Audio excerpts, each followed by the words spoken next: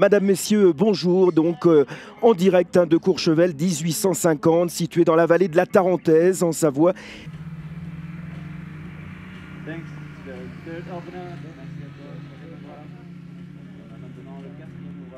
On découvre cette piste avec le départ qui sera donné à 2175 mètres d'altitude, une arrivée à 1820 mètres, donc un dénivelé de 355 mètres. Alors, les Français, eux, ont terminé un peu plus loin hier, au-delà de la 20e place. Aujourd'hui, on attend bien mieux, évidemment.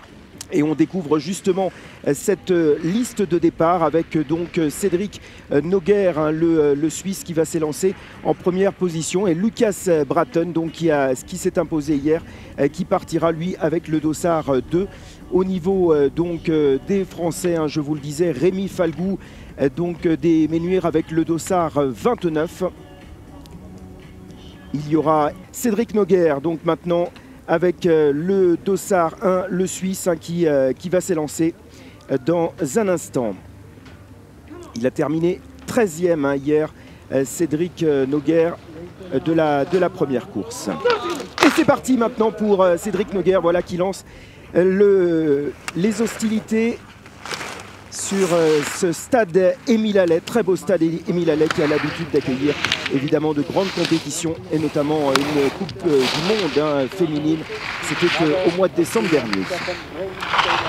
Alors, à signaler également qu'il y a eu des ouvreurs de marque ce matin, avec 2 membres de l'équipe de France A, Mathieu Fèvre, Cyprien Zarazin. Mathieu Fèvre qui a fait un podium sur le géant de Zalbach, en remplacement de Zolden. Et donc, il était là donc, ce matin pour ouvrir justement le tracé. Un tracé avec, on le découvre, justement un peu plus assez technique, avec une courbe régulière de bas en haut. C'est un Suisse qui a réalisé le tracé sur la première manche, Renzo Valzecchi. Voilà, Cédric Noguer qui voilà, en termine avec ce temps de référence, 1 minute 80, 1 seconde, oui, 1 minute 80. Et c'est maintenant Lucas Bratton, donc avec son maillot jaune de leader provisoire du géant après Kronplatz. Spécialiste du géant, très en forme évidemment depuis le début de saison. Déjà 3 victoires donc avec celle d'hier. Il a remporté Kronplatz, il a remporté l'étape d'Andalo également. Pour l'instant, ski très régulier. Il reste bien sur ses appuis.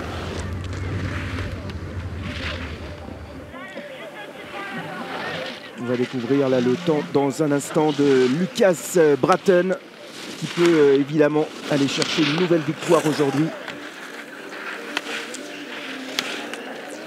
Impressionnant ce jeune Norvégien, 18 ans. Et l'arrivée maintenant, et oui, il est en avance, un 31 centième d'avance. Il prend donc la tête provisoire, 1:0:49.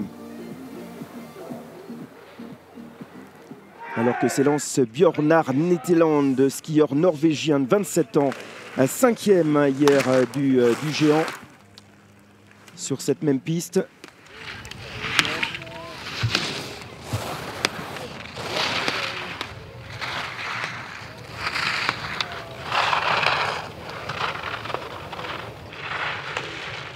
Pour l'instant, c'est propre. Alors, sachez qu'il y a 2 bananes là, à négocier pour les skieurs, une sur le haut et puis une vraiment à l'attaque du mur final. Il a de l'avance là à l'intermédiaire, 31 centièmes d'avance pour Bjørnar Netteland. Est-ce qu'il va pouvoir poursuivre sur ce bas du tracé?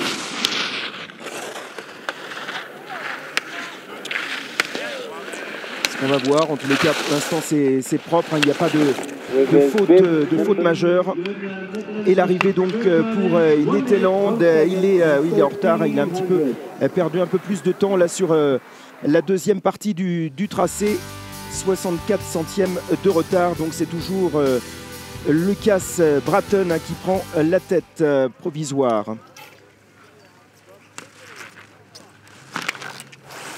Alors que s'était lancé un Suisse, un skieur italien, pardon, Andrea Ballerini, un skieur italien de 29 ans, 17e hier.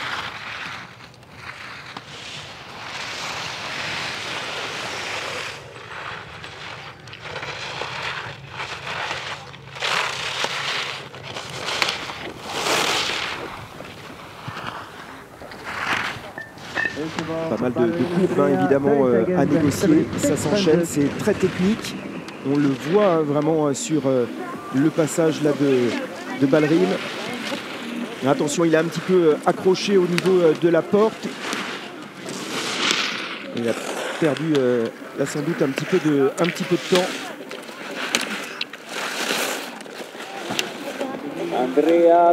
Et Andrea Ballerini maintenant qui en termine. Et 35 centièmes de retard, il est troisième provisoire. 35 centièmes de retard donc pour Andrea Ballerini.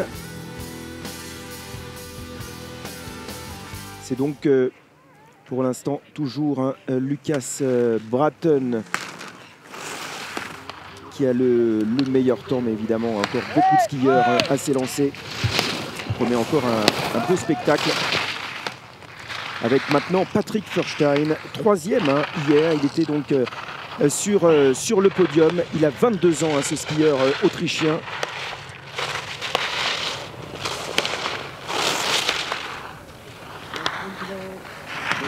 Ouais, 35 centièmes là, de retard à l'intermédiaire. Il va pouvoir reprendre un petit peu de la vitesse là sur le mur final. Pas forcément évident.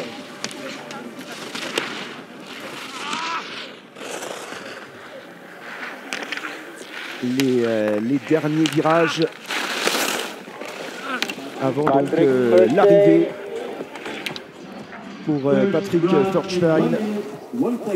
Il est cinquième provisoire, 75 centièmes de retard à l'arrivée. Alors que s'élance Fabian Solheim. Il s'était lancé en première position hein, hier sur la première manche. C'est vraiment un spécialiste hein, du géant. Deuxième hein, au classement général actuel de la Coupe d'Europe en géant.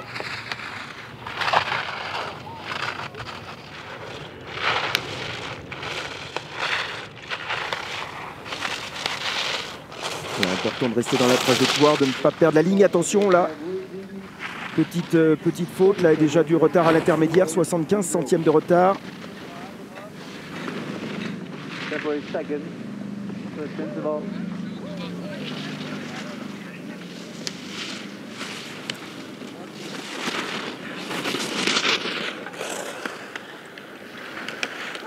Et les derniers virages.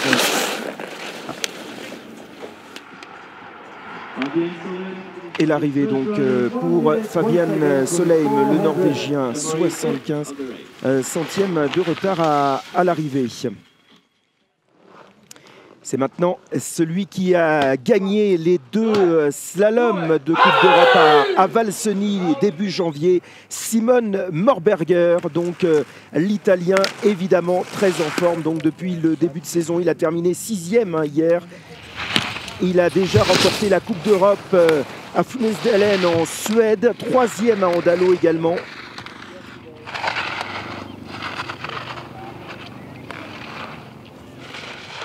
Simon Morberger.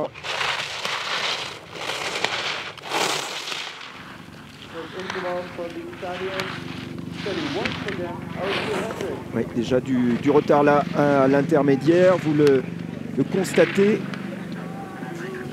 75 centièmes.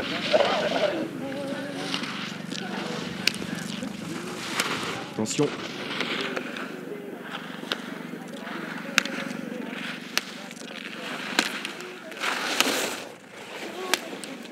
Pas toujours évident forcément avec ces courbes hein, qui s'enchaînent d'aller chercher vraiment la vitesse. Il est 7e à l'arrivée, hein, Simon Morberger. Il est oui, un peu loin, déçu hein, certainement. Il s'attendait peut-être à mieux. Une 0,7 de retard.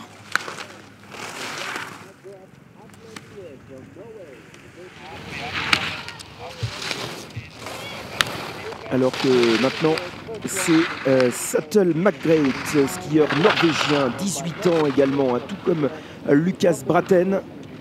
Il a terminé 16e hier.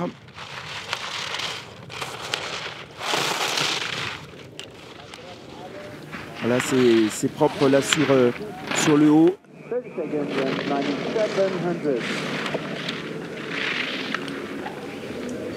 Sur l'enchaînement là des courbes, il faut bien rester sur ses appuis, pas partir à la faute.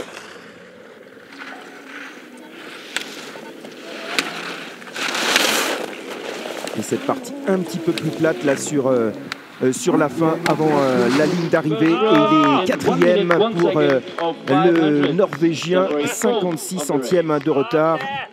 Salué évidemment par son coéquipier Lucas Braten. Et c'est maintenant l'Italien Giovanni Borzotti.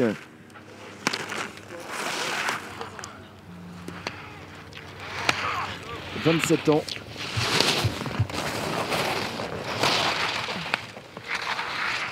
Huitième du géant de Kronplatz la semaine dernière.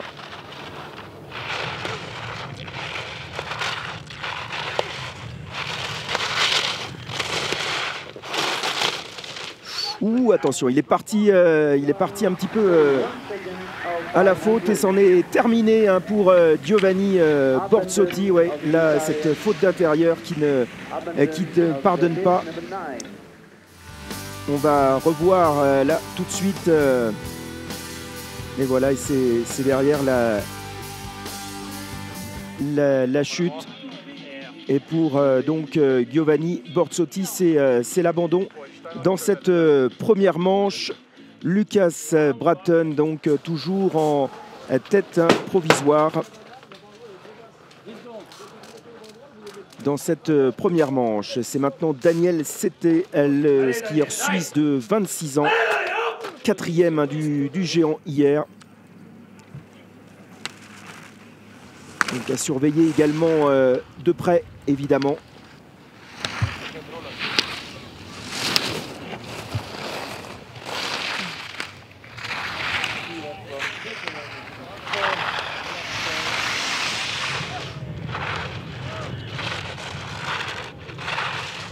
Sur le haut, ça rythme un petit peu.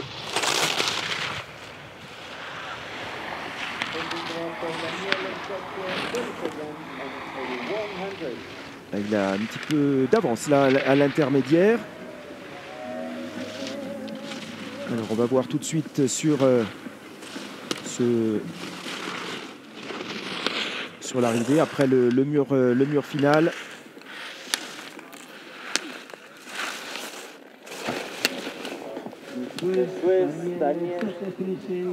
Et l'arrivée, ouais, cette position de recherche de vitesse, 48 centièmes de retard. Skieur autrichien de 27 ans.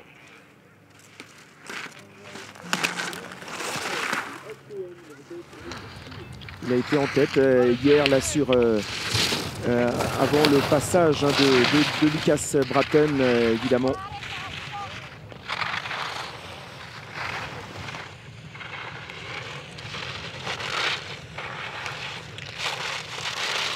Il a terminé un deuxième hier de Stefan Brennsteiner. Quatrième également à Kronplatz.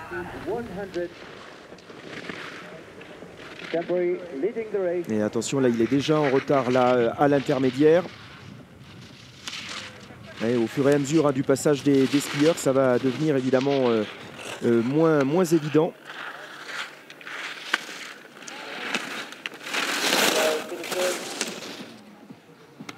Même si les conditions là sont vraiment parfaites pour offrir un ski de très très haute qualité. Quatrième provisoire Brennsteiner avec 47 centièmes de retard. 49, Lucas Braten, donc qui s'élancera logiquement en 30e position, puisque l'ordre est inversé, on le rappelle.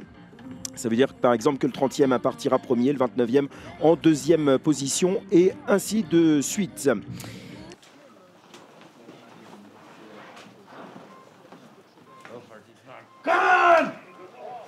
Allez, c'est maintenant Bjørnar Netteland, un Norvégien, un autre Norvégien qui vient de partir.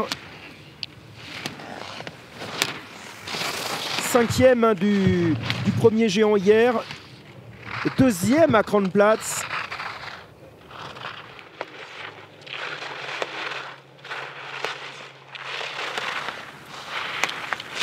Évidemment, là, on a les meilleurs. Là, c'est vraiment intéressant. Attention, 2 petits centièmes de retard là à l'intermédiaire. Mais il peut, comme Fabian Solheim, là, reprendre du temps, là, notamment reprendre un petit peu de vitesse là sur le bas. Attention, là, c'est un passage pas évident avec les courbes. L'avantage de reprendre là ses appuis. Et l'arrivée maintenant. Ouais, c'est dommage. Et là, il est 2e provisoire, 22 centièmes de retard pour Bjørnar et Netteland.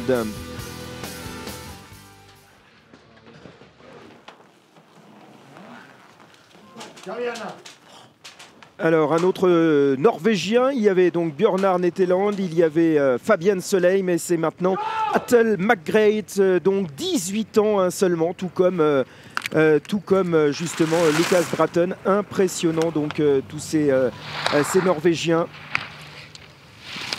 Un petit peu plus loin hier, 16e. Qui avait participé au géant d'Adelboden en Coupe du Monde.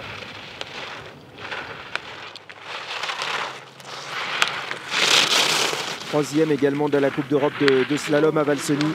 Ouais, du retard à l'intermédiaire, mais c'est pas grand chose. Il n'y a pas grand chose. À 6 petits centièmes à l'intermédiaire, ça se rattrape largement. Même si évidemment il y a des courbes qui sont pas faciles à négocier, où c'est pas évident de prendre de la vitesse. Voilà, mais il est plutôt bien là pour l'instant. Atle McGrath. Et il en termine, voilà, 30 centièmes d'avance pour Atle McGrath. Et oui, il est content, il peut lever les bras avec un temps de 2:03,83. Voilà, pour le jeune Norvégien, tout jeune Norvégien de 18 ans. Allez, c'est un Suisse maintenant avec Daniel Seite, 26 ans. Il a terminé 4e hier, 8e à Kranplatz. Bien accroché là, porte sur le haut. C'est intéressant, c'est quand même du beau ski là qui est vraiment proposé par tous ces skieurs. Ces meilleurs skieurs qu'on verra bien évidemment très vite hein, dans un top 10 en Coupe du Monde. Ou en tous les cas un top 15.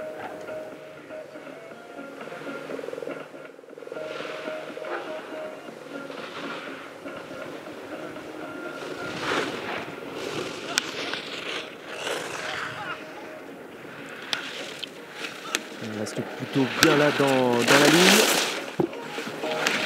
Et il va en terminer maintenant les derniers virages. Voilà pour Daniel Seite, mais qui prend la 3e place, provisoire seulement. 5 petits dixièmes de retard. Alors que c'est Stefan Brennsteiner qui va s'élancer. On revoit le ralenti.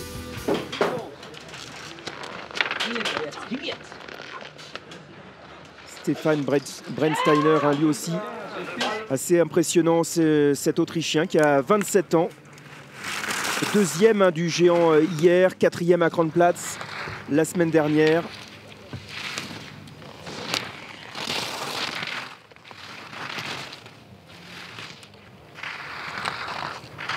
Bonne position là du haut du corps sur une partie du tracé qui est pas évidente.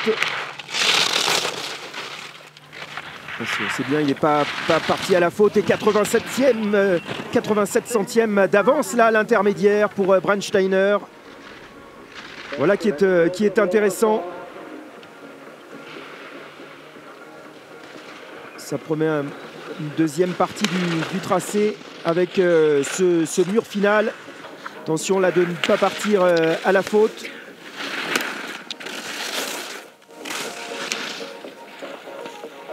Et il va en terminer maintenant la Brandsteiner. Et voilà, il prend le meilleur temps, 2:02,76. 2:02,76 pour Stefan Brandsteiner.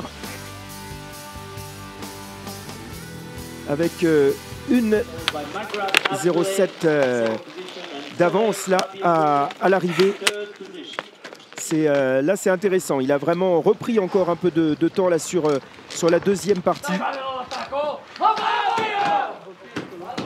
Andrea Ballerini maintenant, l'Italien,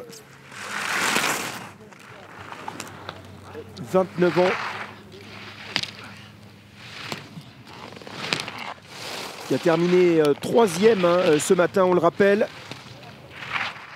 Là, on assiste vraiment à ceux qui ont réalisé, au passage de tous ceux qui ont réalisé le meilleur temps ce matin. Là, c'est la victoire vraiment qui se joue actuellement clairement là sur ce géant de Coupe d'Europe, sur ce deuxième géant de Coupe d'Europe proposé ici sur ce magnifique stade Émile Allais de Courchevel.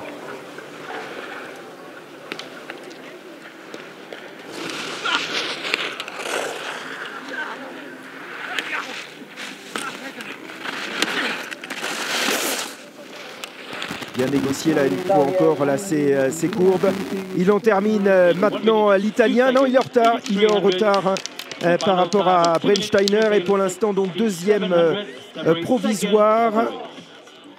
Toujours donc Stefan Brandsteiner qui est en tête avec un temps de 2:02,76. Andrea Ballerini donc deuxième avec 9 dixièmes de retard. Et troisième Attel McGrath.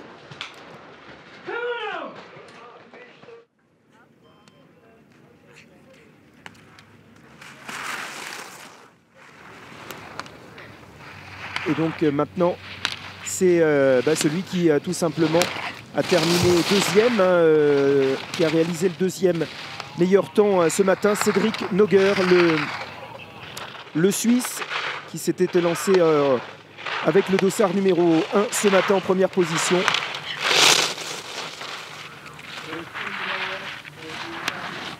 Il n'avait terminé que 13e hier. Et là, il est en retard à l'intermédiaire. Il a perdu un petit peu de temps par rapport à l'avance qu'il avait. Il peut reprendre un petit peu là sur le bas. Cédric Noguer. Et voilà, il en termine le Suisse, quatrième seulement. Ah oui, 1:28, un peu plus loin. Ça ne sera pas donc le podium pour le Suisse. Et cet après-midi, toujours Stefan Brandsteiner en tête, alors que s'élance maintenant celui qui est le leader provisoire et le leader du classement général de la Coupe d'Europe de géants. Celui qui l'a emporté déjà hier, celui qui a réalisé le meilleur temps encore une fois ce matin et qui donc maintenant s'élance. Lucas Bratton.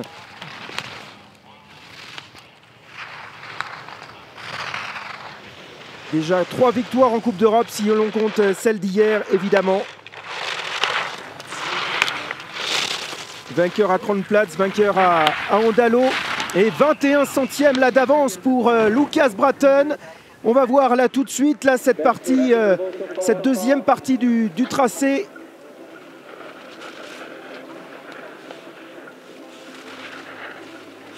Regardez en tous les cas là, ce beau ski vraiment qui est proposé par tous ces skieurs. Lui, on le verra là très bientôt, là, certainement faire des podiums en Coupe du Monde, pourquoi pas. Ah, il est en retard.